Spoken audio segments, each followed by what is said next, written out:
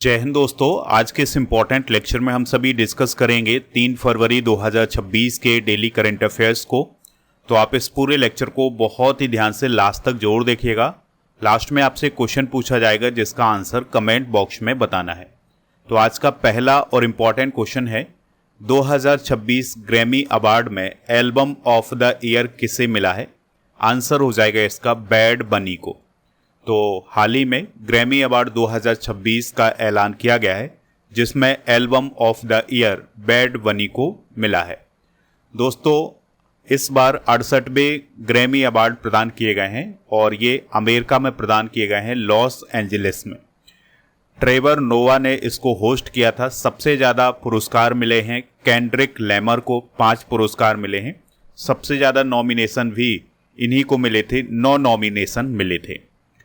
Grammy award के बारे में अगर हम बात करें तो 1959 में इन पुरस्कारों की स्थापना हुई थी और ये पुरस्कार रिकॉर्डिंग अकादमी के द्वारा प्रदान किए जाते हैं जो कि अमेरिका में है। और ये पुरस्कार संगीत के क्षेत्र में दिए जाते हैं। ये काफ़ी इंपॉर्टेंट पॉइंट होगा, तो इसको आप नोट कर सकते हैं। ग्रैमी अवार्ड के विजेताओं को गोल्डन ग्रामोफोन ट्रॉफी दी जाती है। और भारत के वो पहले ऐसे व्यक्ति कौन है जिन्हें ग्रैमी अवार्ड मिला था? तो पंडित रविशंकर को मिला था 1972 में। सबसे अधिक बार ग्रैमी अवार्ड प्राप्त करने वाले भारतीय कौन है? पंडित रविशंकर, इन्हें 5 बार मिला था और जाकिर हुसैन को 4 बार मिला था। 2026 के प्रमुख विजेता डिस्कस करते हैं। तो एल्बम ऑफ द ईयर आप जरूर याद रखिएगा, ये बैड बनी को मिला है। और बैड बनी का एक एल्बम था डेवी तिरार मास फोटोज, इसके लिए उन्हें एल्बम ऑफ द ईयर का अवार्ड मिला है। इसके अलावा आपको याद रखना है कि डेवी तिरार मास फोटोज जो है यह पहला स्पेनिश भाषा का एल्बम है जिसे ग्रैमी सम्मान मिला है। Record of the year Kendrick Lamar और SZA को मिला है लूथर के लिए। सॉन्ग ऑफ द ईयर का अवार्ड मिला है विली एलिस को वाइल्ड फ्लावर के लिए। बेस्ट पॉप सोलो परफॉर्मेंस का अवार्ड लोला यंग को मिला है मैसी के लिए। और बेस्ट पॉप वोकल एल्बम का अवार्ड लेडी गागा को मिला है माय हम के लिए। ठीक है, तो ये अवार्ड आप नोट कर लें। बाकी आपको एल्बम ऑफ द ईयर और रिकॉर्ड ऑफ द ईयर और सॉन्ग ऑफ द ईयर जरूर नोट करने हैं। ग्रैमी अवार्ड 2026 से रिलेटेड कुछ इंपॉर्टेंट फैक्ट भी आप याद रखिएगा। तो भारतीय सितार वादक हैं अनुष्का शंकर, तो उन्हें 2 ग्रैमी नॉमिनेशन मिले थे लेकिन वो अवार्ड पाने से चूक गई हैं। तिब्बती आध्यात्मिक गुरु दलाई लामा ने ग्रैमी अवार्ड जीता है 2026 वाला। उन्होंने meditation the reflection of his holiness the Dalai Lama album के लिए बेस्ट ऑडियो बुक, नरेशन और स्टोरी टेलिंग कैटेगरी में ये पुरस्कार हासिल किया है। इस साल के ग्रैमी अवार्ड में 2 नई कैटेगरी भी जोड़ी गई हैं। इसमें बेस्ट एल्बम कवर और बेस्ट ट्रेडिशनल कंट्री एल्बम को भी शामिल किया गया है। इसके अलावा बेस्ट कंट्री एल्बम कैटेगरी का नाम बदलकर बेस्ट कंटेम्परेरी कंट्री एल्बम किया गया। अगला क्वेश्चन है, भारत की पहली LNG डीजल दोहरी ईंधन यानी डुअल फ्यूल डेमू ट्रेन का उद्घाटन कहाँ किया गया है? तो साबरमती गुजरात में इस ट्रेन का उद्घाटन किया गया है। देखिए दोस्तों, गुजरात के साबरमती में ये जो डेमू ट्रेन का सफलतापूर्वक संचालन किया गया है, यह ट्रेन LNG यानी लिक्विड नेचुरल गैस और डीजल से चलती है। ठीक है, यानी इसमें 2 प्रकार का ईंधन इस्तेमाल किया जा रहा है। इस प्रकार से ये भारत की पहली LNG डीजल दोहरी ईंधन डेमू ट्रेन बनी है। यह ट्रेन 1400 हॉर्स पावर की शक्ति वाली है और इसमें जो डुअल इंजन का इस्तेमाल किया जा रहा है, इससे कार्बन डाइऑक्साइड उत्सर्जन कम होगा और वायु गुणवत्ता में भी सुधार किया जाएगा। रेलवे से रिलेटेड कुछ इंपॉर्टेंट करंट अफेयर्स आप नोट कर लें। रेलवे से रिलेटेड कुछ इंपॉर्टेंट करंट अफेयर्स भी आप नोट कर लें। पहली वंदे भारत स्लीपर ट्रेन हावड़ा से गुवाहाटी के बीच शुरू हुई है। भारतीय रेलवे ने आंध्र प्रदेश के विशाखापत्तनम रेलवे स्टेशन पर ASC अर्जुन नामक एक ह्यूमनॉइड रोबोट तैनात किया है। चाइना ने पहली बार वायरलेस रेल काफिले का परीक्षण किया है। भारत की पहली हाइड्रोजन ट्रेन हरियाणा के जींद से सोनीपत के बीच में चलेगी। भारतीय रेलवे ने एशिया की सबसे लंबी मालगाड़ी रुद्रस्त्र का ट्रायल कुछ समय पहले पूरा किया है। मिजोरम की पहली रेल लाइन शुरू हुई है बैराबी से सैरांग रेलवे लाइन, जिसकी लंबाई है 51.38 किलोमीटर की। भारत की पहली बुलेट ट्रेन अगस्त 2027 तक चालू हो जाएगी। पूर्वी वायुसेना कमान के वायुसेना अधिकारी कमान इन चीफ कौन बने हैं? इंदरपाल सिंह बालिया। तो हाल ही में इंदरपाल सिंह बालिया नई दिल्ली में पूर्वी वायु सेना कमान के वायुसेना अधिकारी कमान इन चीफ बने हैं। वो जून 1988 में भारतीय वायुसेना में शामिल हुए थे। उनके पास MiG-21, MiG-23, MiG-27, जगुआर और Su-30 MKI यानी सुखोई विमान उड़ाने का अनुभव है। बात करें अगर हम भारतीय वायुसेना की, तो इसकी स्थापना 8 अक्टूबर 1932 को हुई थी। पुनर्गठन हुआ था इसका 26 जनवरी 1950 को। वर्तमान में chief of the air staff यानी वायुसेना प्रमुख कौन है? अमरप्रीत सिंह। भारतीय वायुसेना की कुल 7 कमान है, ये आप जरूर नोट करें। जैसे पश्चिमी वायुसेना कमान का मुख्यालय नई दिल्ली में, पूर्वी वायुसेना कमान शिलोंग में, दक्षिण पश्चिमी वायुसेना कमान गांधीनगर में, दक्षिणी वायुसेना कमान तिरुवनंतपुरम में, मध्य वायुसेना कमान प्रयागराज में, रखरखाव वायुसेना कमान नागपुर में, प्रशिक्षण वायुसेना कमान बेंगलुरु में है। अगला क्वेश्चन है, हाल ही में मनाया गया थाई पूसम त्योहार किस देवता को समर्पित है? तो ये भगवान मुरुगन या कार्तिकेय को समर्पित है। तो दोस्तों, थाई पूसम एक हिंदू पर्व है जो हर साल जनवरी और फरवरी के बीच जो तमिल महीना थाई होता है उसके दौरान दक्षिण भारत में बड़ी धूमधाम से मनाया जाता है। और यह पर्व भगवान शिव और माता पार्वती के पुत्र भगवान कार्तिकेय की पूजा के लिए समर्पित है। दोस्तों, कार्तिकेय को दक्षिण भारत में भगवान मुरुगन के नाम से जाना जाता है। थाई पूसम का पर्व मुख्य रूप से दक्षिण भारत में तमिल समुदाय के द्वारा मनाया जाता है। कुछ महत्वपूर्ण महोत्सव भी डिस्कस करते हैं। तो पोंगल तमिलनाडु में, ओणम केरल में मनाया जाता है, काला घोड़ा कला महोत्सव मुंबई महाराष्ट्र में, मेमोंग महोत्सव मेघालय में, वेह दीन खलम महोत्सव मेघालय में, eagle nest world festival Arunachal Pradesh में, हॉर्नबिल फेस्टिवल नागालैंड में, निंगोल चकोबा त्योहार मणिपुर में, बलिपद्धामी उत्सव कर्नाटक में और तिहार उत्सव नेपाल में मनाया जाता है। किस राज्य में जन्म और मृत्यु प्रमाण पत्रों के डिजिटलीकरण की शुरुआत की गई है? आंसर हो जाएगा नागालैंड। तो नागालैंड में जो जन्म प्रमाण पत्र और मृत्यु प्रमाण पत्र थे इनका डिजिटलीकरण शुरू किया गया है। तो पहले जो जन्म प्रमाण पत्र और मृत्यु प्रमाण पत्र बनते थे वो हाथ से बनाए जाते थे, लेकिन अब उनको डिजिटाइज किया जा रहा है। ठीक है, तो याद रखिएगा, मुख्यमंत्री हैं नागालैंड के नेफ्यू रियो, उनके द्वारा इस पहल की शुरुआत की गई है। नागालैंड के बारे में बात करें तो ये नॉर्थ ईस्ट का स्टेट है, कोहिमा इसकी राजधानी है। राज्यपाल हैं अजय कुमार भल्ला, इन्हें अतिरिक्त प्रभार दिया गया है यहाँ का। और अजय कुमार भल्ला जी मणिपुर के राज्यपाल हैं, इन्हें अतिरिक्त प्रभार नागालैंड का भी दिया गया है। नेफ्यू रियो मुख्यमंत्री हैं। विधानसभा की 60, लोकसभा की 1 और राज्यसभा की भी 1 सीट है। यहाँ पर एकमात्र राष्ट्रीय उद्यान है इनतांकी या नतांकी राष्ट्रीय उद्यान। अभ्यारण्य है फकीम वन्यजीव अभ्यारण्य। महोत्सव की बात करें तो यहाँ पर हॉर्नबिल फेस्टिवल माना जाता है, जिसे त्योहारों का त्योहार कहा जाता है। नागालैंड को विश्व की फाल्कन राजधानी भी बोला जाता है, क्योंकि यहाँ पर अमूर फाल्कन पक्षी बड़े पैमाने पर आते हैं, इसलिए इसे विश्व की फाल्कन राजधानी भी बोला जाता है।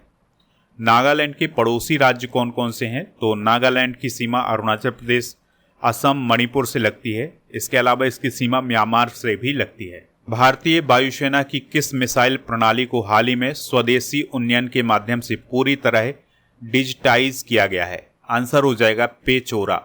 तो दोस्तों, भारतीय वायुसेना की पेचोरा मिसाइल प्रणाली को स्वदेशी माध्यम से पूरी तरह से डिजिटाइज किया गया है। और पेचोरा मिसाइल प्रणाली को 1970 के दशक में भारतीय वायुसेना में शामिल किया गया था। अब इसको डिजिटाइज किया गया है, यानी इसमें आधुनिक उपकरण लगाए गए हैं। पेचोरा एक सतह से आकाश मिसाइल प्रणाली है। यह मूल रूप से रूसी मूल की प्रणाली है और लगभग 5 दशकों से भारत की वायु रक्षा संरचना का एक महत्वपूर्ण पार्ट है। कुछ इंपॉर्टेंट करंट अफेयर्स डिस्कस करते हैं। तो भारतीय सेना के कर्नल प्रतीक राय को ऑस्ट्रेलिया में गेडेस गैवेल पुरस्कार मिला है। भारतीय सेना 38 वर्षों में पहली बार ऑपरेशन पवन के शहीदों को श्रद्धांजलि दे रही है, यानी अभी इसने ऑपरेशन पवन के शहीदों को श्रद्धांजलि दी है। सीमा सुरक्षा बल ने ग्वालियर में दुर्गा ड्रोन स्क्वाड्रन नाम से अपनी पहली महिला ड्रोन संचालन इकाई शुरू की है। मिनटमैन थर्ड नामक इंटरकॉन्टिनेंटल बैलिस्टिक मिसाइल अमेरिका के द्वारा विकसित की गई है और रूस ने परमाणु ऊर्जा से चलने वाली पोसाइडन अंडर वाटर ड्रोन का परीक्षण किया है। साउथ कोरिया ने ह्यूनमू 5 नामक मिसाइल का अनावरण किया है। राफेल लड़ाकू विमान में उड़ान भरने वाली द्रौपदी मुर्मू जी भारत की पहली राष्ट्रपति बनी हैं।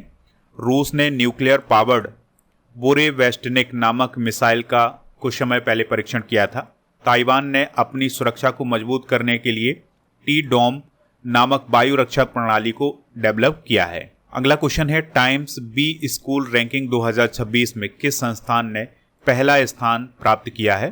तो भारतीय विदेश व्यापार संस्थान ने पहला स्थान प्राप्त किया है।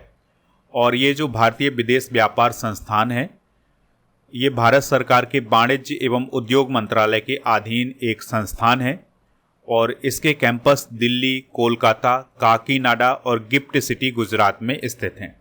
इसकी स्थापना 1963 में हुई थी। केंद्रीय बजट 2026-27 में ग्रामीण महिलाओं के लिए कौन सी नई पहल लखपति दीदी कार्यक्रम के तहत शुरू की गई है? तो सी मार्ट नामक एक नई पहल शुरू की गई है। तो ये जो लखपति दीदी कार्यक्रम शुरू किया गया था केंद्र सरकार के द्वारा, उसके तहत ही सी मार्ट स्थापित किए जाएंगे।